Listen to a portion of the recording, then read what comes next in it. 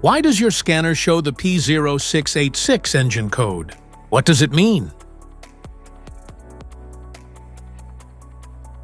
P0686 is a diagnostic trouble code for ECM-PCM power relay control circuit low.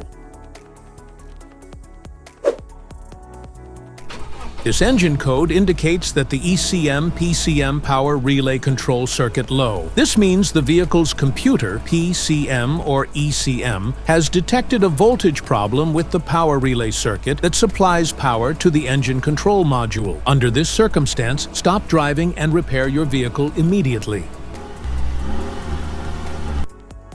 So, what causes this imbalance?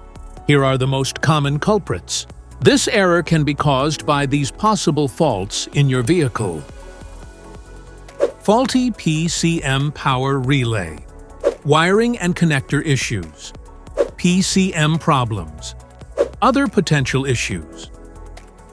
Each DTC code corresponds to a specific issue in your vehicle. This error code occurs in any OBD2-equipped vehicles, especially those in manufacture since 1996. It is commonly found in Peugeot, Abarth, Porsche, Saturn, Nissan, Suzuki, and JO. If you want to fix this error code, let us know in the comments section.